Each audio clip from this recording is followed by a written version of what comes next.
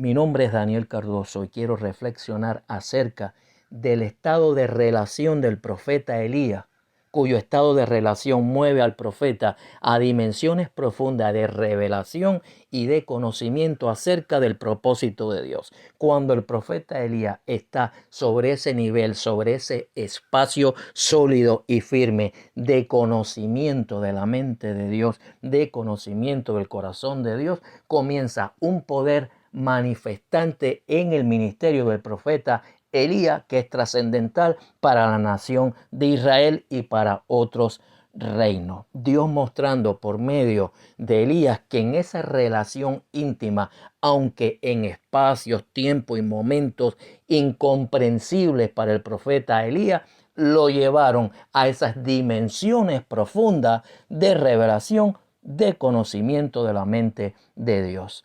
Tenemos que analizar el escenario en el cual Dios introduce a Elías. Y el escenario es complejo. Es complejo porque dice la Escritura que la nación de Israel había dejado el pacto con Dios. Habían derribado los altares del Señor. Habían matado a espada a los profetas. Y solo quedaba, según la Escritura, un remanente sostenido por Dios de 7,000 hombres.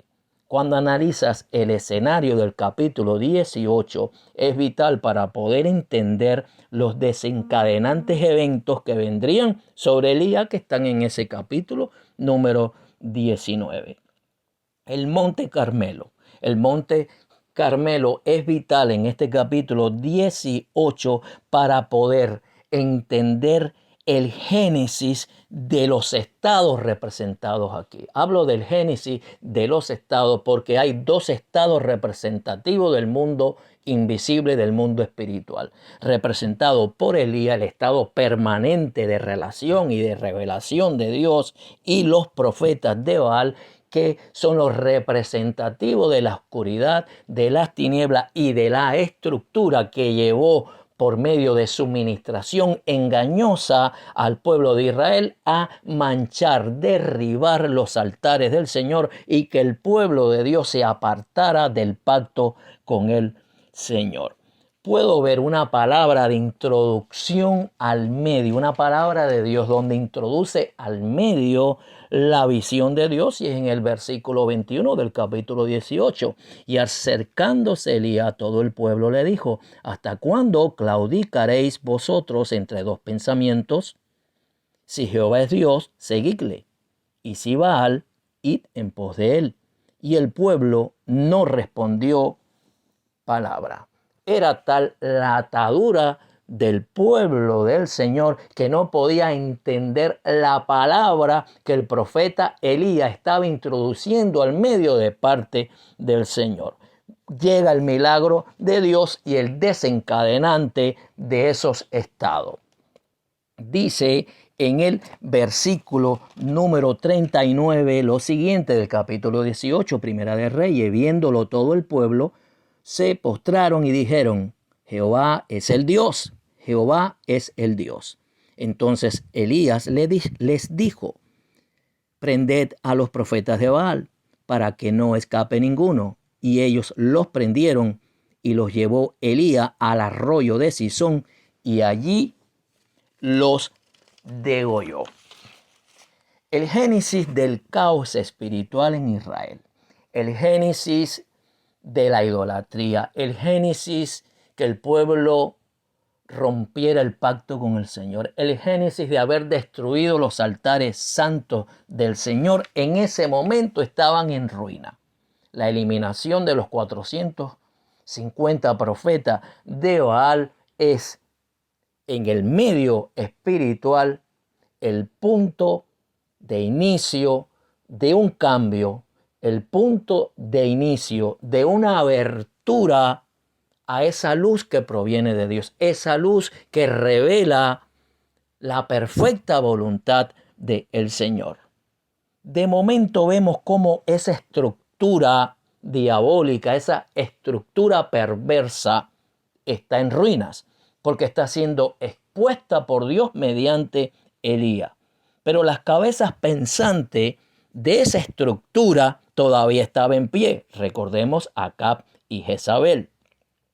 Esas cabezas pensantes de los sistemas que han hecho que la tierra blasfeme los altares del Señor, que los hombres blasfemen el Evangelio, esas cabezas pensantes que todavía andan en pie, que son los causantes de los vientos de doctrinas, herejías, falsas enseñanzas introducidas por estratagemas de hombres que han usado con astucia las artimañas del error, maestros falsos de la palabra, que han causado que el pueblo hoy día esté aterrado, tímido y escondido, que no saben qué es lo que está ocurriendo.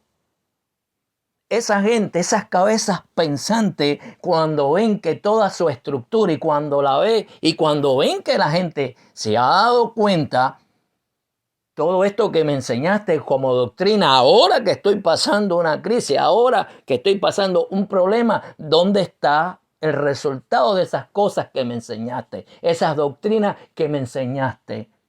Y eso fue lo que ocurrió allí. Elías trajo el desmoronamiento total de toda una estructura de falacia y de mentira que había causado que el pueblo de Israel le diera la espalda a Jehová. Y ellos, esas cabezas pensantes, Jezabel, Acab, no van a estar tranquilos cuando Dios comienza a introducir los Elías y la gente comienza a darse cuenta que habían sido introducidos en un circo doctrinal, que al final lo que han hecho es que la gente ignore la fe, que la gente no quiera ni reunirse para adorar y alabar a Dios, como diciendo, Dios es un Dios incompetente.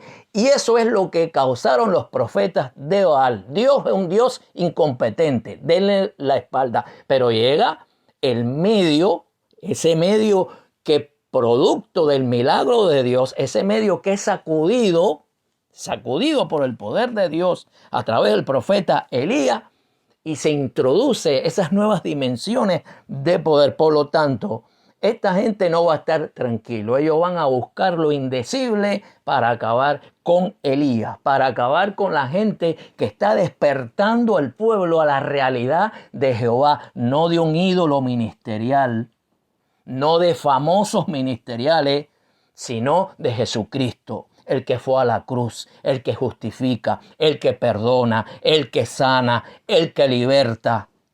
Y estos tipos de gente como Elías son los que entran al medio para arrancar los monumentos ministeriales y levantar el nombre de Jesucristo, y que la gente dé gloria a Jesucristo, y que la gente dé honra a Jesucristo, y que la gente bendiga a Jesucristo, y que la gente busque a Jesucristo. Recordemos que el propio Jesús dijo en Mateo capítulo 23, verso 34, por tanto, mirad, yo os envío profetas, sabios y escribas. De ellos a unos matarán, a otros crucificarán, a otros los van a azotar en vuestra sinagoga y a otros los van a perseguir de ciudad en ciudad. Porque Jesús revela el modo operandi de estas cabezas de sistemas religiosos corruptos, decadentes, que han manchado el nombre del Señor, que han manchado el evangelio de nuestro Señor Jesucristo, un evangelio de santidad, un evangelio de temor de Dios, un evangelio de nuevo nacimiento, un evangelio donde nosotros tenemos que vivir sin guerras, sin pleitos, sin celos, sin chismes, sin mentiras, sin engaños, sin guerras ministeriales. Pero esta verdad no cuadra, esta verdad no conviene, pero es la verdad de Dios, un cuerpo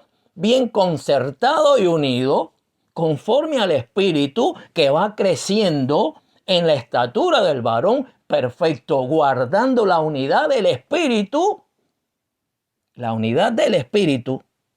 mediante la fe, creciendo en Cristo Jesús.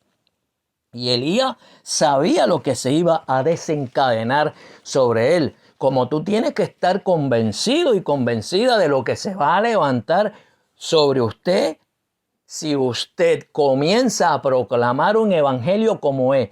No estoy diciendo que aquí Elías comenzó a blasfemar y a mencionar los nombres de los 450 profetas. No, no, no, no. Ni habló ni de Acab ni de Jezabel. No, Elías habló del nombre del Señor. Elías no se metía en esos niveles de guerras entre nombres, entre ministerios. No, no, no. Elías hablaba de Dios. Elías hablaba de Cristo. Elías hablaba de la luz. Porque Jehová es Cristo, alabado sea su nombre. Y Dios comienza a trabajar en Elías de una manera que el propio Elías, desde el ángulo natural de él, no le sería tal vez ni lógico y a la vez hasta poco perceptible a la realidad que estaba aconteciendo. Elías comienza a observar que su entorno, su medio natural, estaba siendo sometido a presiones que parecían estar fuera de su control. Hay momentos que a veces usted percibe y se da cuenta que la presión es tanta que no está en tu mano tener el control de la situación. Y vemos que Dios tampoco le da a Elías instrucciones, ni le da revelación, ni le manda un ángel, ni le habla específico sobre los eventos de presiones que iban a venir por parte de las cabezas pensantes de los sistemas. Y es que Dios es así. Pero era la manera de Dios de instruir a Elías en la verdad que Jesús le dijo a Pedro. Lo que yo hago hoy tú no lo entiendes, pero lo vas a entender en su momento. Dios está llevando a Elías a esa administración de profundidades en misterios de relación. Repito, Dios está llevando a Elías en una administración de profundidades en misterios de relación, de guianza, de movimientos a nuevos espacios en Dios de una manera incomprensible en el medio natural, pero que luego Elías iba a entender.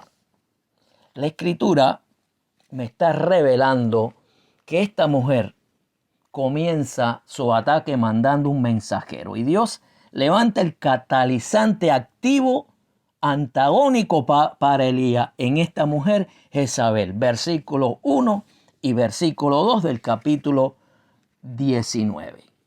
Era la boca antagónica que soplaría la presión en el medio de Elías. Después de una gran victoria de Elías, viene una etapa de presión, de presión y de fuerza activa antagónica sobre la vida de Elías. Y sin embargo, no hay una revelación que Dios alertara al profeta que esta situación iba a estar en su medio, ni qué lo que iba a hacer. La gran pregunta aquí es, ¿por qué Elías opta por levantarse e irse para salvar su vida? ¿Qué han dicho las interpretaciones al respecto? Bueno, desde que Elías se llenó de miedo, Elías corrió por la amenaza de una mujer, como que la fe de Elías estuvo en el punto más bajo después de una gran victoria, y se han dicho muchas cosas, pero hoy escucharás otra,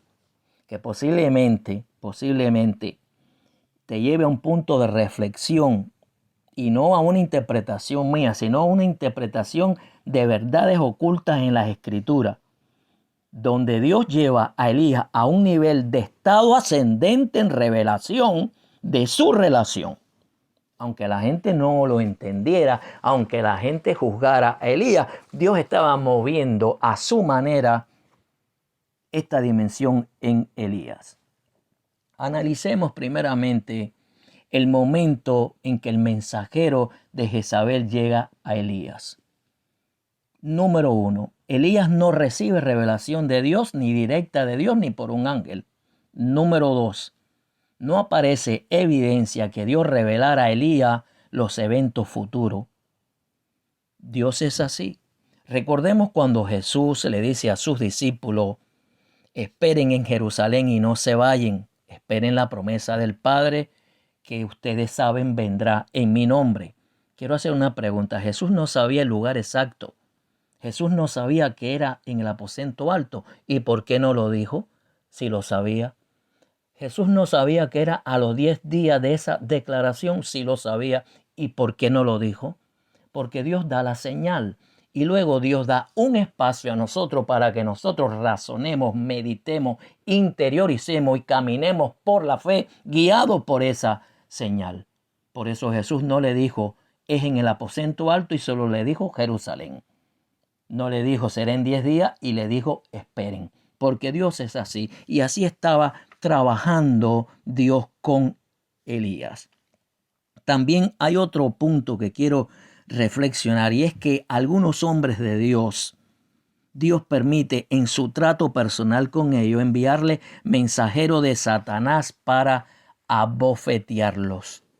Hay que partir del evento trascendente del capítulo 18 del Monte Carmelo. Estamos hablando, mis hermanos, que Dios derribó por medio de Elías 450 hombres fuertes que mantenían ligados a la nación hebrea. Estamos hablando del despertar de la nación a Dios. Entonces Dios también, para trabajar con Elías en su carácter, le hace lo mismo que a Pablo. Segunda de Corintios capítulo 2 verso 7. Para que la grandeza de las revelaciones no me exaltase desmedidamente, me fue dado un aguijón en mi carne, un mensajero de Satanás que me abofeté, para que no me enaltezca sobremanera. Dios sabía que Pablo necesitaba un mensajero para abofetearlo, porque las visiones, revelaciones eran tan profundas que Dios sabía que si no mandaba el mensajero de Satanás, él se iba a envanecer. Entonces, posiblemente también Dios permite este mensajero, porque dice que lo que mandó esta mujer fue un mensajero. Verso 2, entonces envió Jezabel a Elías un mensajero de Satanás a Elías. Te voy a matar y te voy a hacer lo mismo que le hiciste a mis profetas. Ellos siempre tratarán de matar. ¿Cómo matan hoy? ¿Cómo matan hoy los Elías que se levantan? Hoy matan los Elías que se levantan de otra manera, escarbando. Recuérdate que siempre aquella gente contraria a Jesús escarbaba entorno familiar, su medio. Ay, este no es el hijo del carpintero y sus hermanas no están entre nosotros. Y de Nazaret saldrá algo bueno.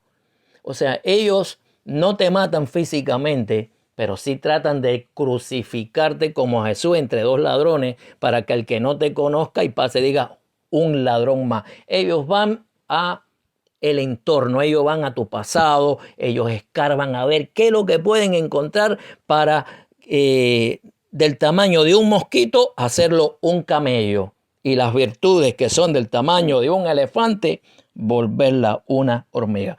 Ese es el modo operandi normal de este espíritu de cabezas pensantes de sistemas corruptos que comienzan a lanzar ataques contra las personas, que comienzan a desmontar el circo doctrinal de mentira y de engaño. Así es de claro todo esto. Entonces Dios dice, mira, hay que mandarle a Elías un mensajero que lo abofetee. ¿Por qué razón? Porque estamos hablando que hizo cambiar el rumbo de una nación desde el punto de vista espiritual. Y el cuarto análisis que quiero analizar, que arroja luz al respecto, ¿qué le dijo el ángel cuando lo despierta en el enebro, según el capítulo 19, verso 5? El ángel dice que lo tocó, no dice que lo llamó, lo tocó, lo despierta. Sintió Elías el toque de la mano del ángel. Un ángel es un ser sobrenatural. Me imagino que en ese toque había una ministración de Dios, porque son espíritus ministradores a favor de los santos, poderosos en fortaleza, que ejecutan la palabra de Jehová. Y dice que cuando Elías vuelve a dormirse, el ángel lo vuelve a tocar y le dice, levántate y come, porque el largo camino te resta. Esto es muy interesante. Y vamos a tratar de desmenuzar esto.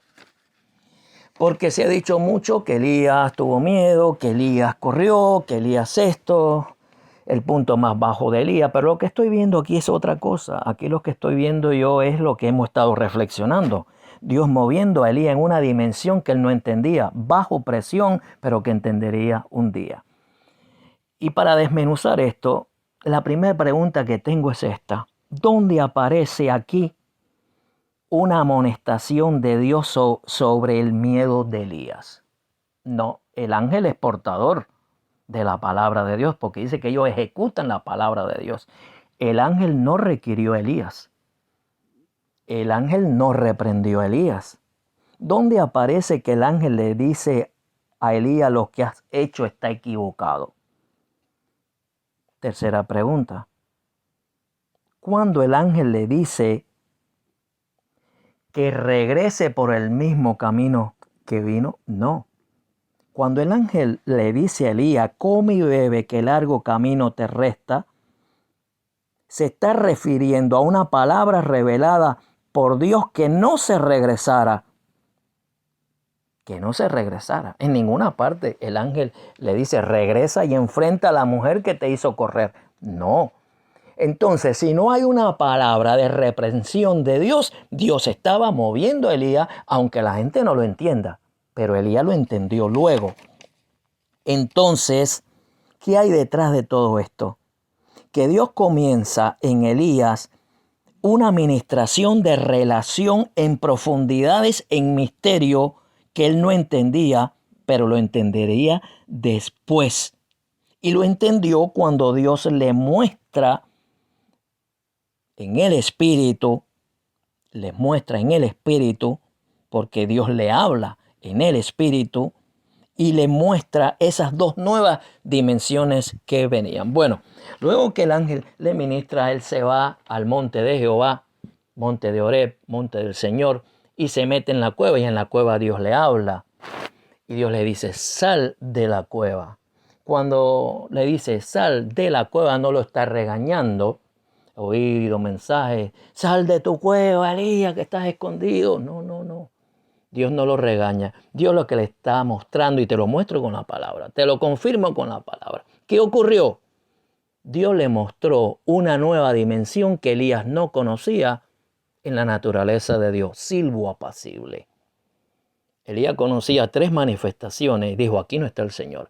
¿Y dónde estaba el Señor? En el silbo apacible. Y lo segundo que Dios le quería mostrar a Elías en ese proceso incomprensible era que ahora sí estás listo para moverte, para llevarte a una dimensión que vas a ungir tres personas. El número 3 es completo, perfecto, unidad, completa unidad, perfecta unidad. 1, vas a ungir a Hazael por rey de Siria. 2, vas a ungir a Jehú, hijo de Nimsi, por el rey de Israel, y vas a ungir a Eliseo. Entonces, cuando Elías decidió escapar por su vida, fue un movimiento divino que Elías no entendía. Pero nosotros, cuando lo interpretamos, le decimos: cobarde, tenías miedo, saliste corriendo, te dejaste impresionar, decías que te querías morir. Sin embargo, el ángel no lo reprende. El ángel le dice: vas por el camino correcto, aunque la gente no lo entiendas. Aunque la gente no te entienda, vas por el camino correcto. Aunque ni tú tampoco lo entiendas, vas por el camino correcto, porque Dios te está llevando a la cueva de los ungidos que están en los montes de Dios. Y Dios lo que le estaba diciendo a Elías era: esto que no entiendes hoy, fui yo quien hice que tú te levantaras y escaparas por tu vida. Por eso el Señor no le reveló nada, y por eso Dios no le mandó un ángel. Y por eso el ángel no le dijo: regrésate, vas por el camino correcto, aunque no lo entiendas. Cuando somos movidos en esa dimensión de misterios en Dios, vas a llegar al monte de Dios, donde Dios te va a llevar a una nueva dimensión, como llevó a Elías. El conocimiento de Dios en el silbo apacible, y también esa dimensión de tres unciones: a Hazael, a Jehú y Eliseo. Esa es la verdad que revela por qué Elías propuso en su corazón escapar por su vida.